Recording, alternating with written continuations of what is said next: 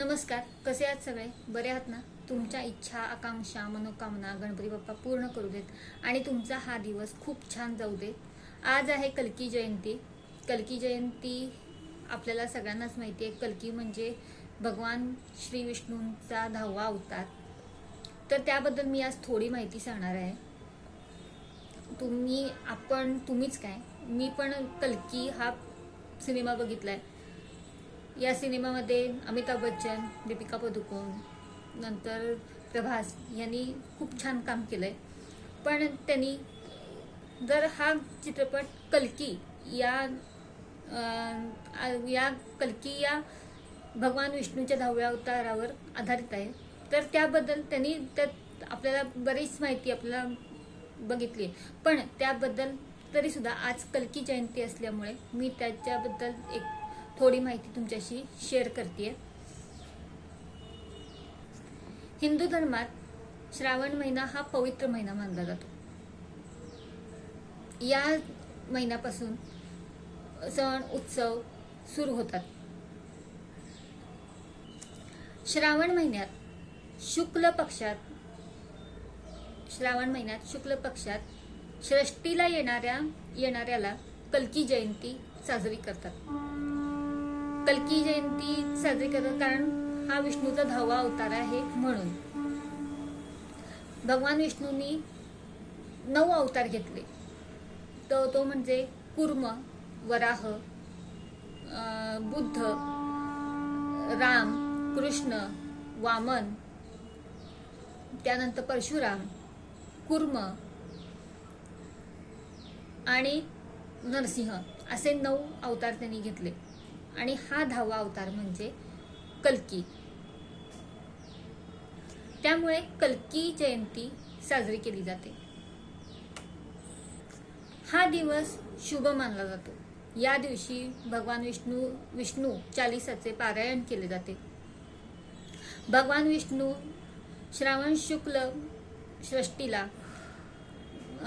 कल्की अवतारात जन्म घेणार आहेत असं मानलं जातं. कल्की जयंतीच्या दिवशी जो कोणी विष्णूचे पूजन करेल तो मोक्षप्राप्तीसाठी त्याला मोक्ष प्राप्त होईल असं मानलं जातं. ज्योतिषशास्त्रानुसार कल्की जयंतीला म्हणजेच कल्की अवताराला देवांचे 8 गुणांचे प्रतीक, सर्वोत्तम प्रतीक मानलं जातं. या अवताराचा मुख्य उद्देश म्हणजे या अविश्वासू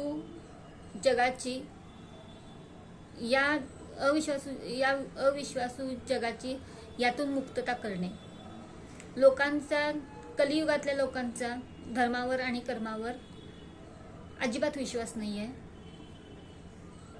भौतिक लोभात धर्म आणि कर्म हे लोक विसरत चाललेले आहेत. तर भ्रष्ट राज्यांचा वध केल्यानंतर कल्की लोकांच्या मनात भक्ती जागृत करेल म्हणून कल्की जयंती साजरी करतात. अशी मान्यता आहे की यानंतर एक नवीन निर्मिती तयार होणार आहे असं मानलं जातं. अशी मान्यता आहे, लोक असे मानतात. बरेच ऋषी, बरेच जे ज्योतिषाचार्य आहेत ते अजूनही सांगतात की कल्की अवतार होणार आहे. तर या अविश्वासू जगाला विश्वास देण्यासाठी कल्की अवतार घेणार आहे. हा कल्की म्हणजे क्रोधी आहे. कल्कीचा अवतार हा क्रोधी मानला जातो. तर बघूया कल्की अवतार कधी भगवान विष्णू कल्की अवतारात जन्म घेतात. तर या कल्की जयंतीला माझ्या विष्णूला शतशः नमस्कार. आपण पण विष्णूची उपासना करूया, प्रार्थना करूया. तर तुम्हाला कल्की जयंतीच्या शुभेच्छा माझ्याकडून. आणि कसा वाटला हा व्हिडिओ आणि कल्की जयंतीविषयी मी थोडी माहिती सांगितली, त्याच्याबद्दल तुम्हाला कसं वाटलं ते मला कमेंट करून सांगा. माझ्या चॅनलवर नवीन असाल तर तुम्ही मला सबस्क्राईब करा आणि मला हा व्हिडिओ कसा वाटला हे तुम्ही लाईक करा, शेअर करा. भरपूर जणांना या देवांच्या माहित्या माहीत नसतात. तर मला हाच उद्देश आहे की तिथपर्यंत तुमच्यापर्यंत पोहोचवण्याचा. तर आपण पुढच्या व्हिडिओमध्ये अशाच गोष्टी काहीतरी नवीन माहिती घेऊन भेटूया. तोपर्यंत नमस्कार.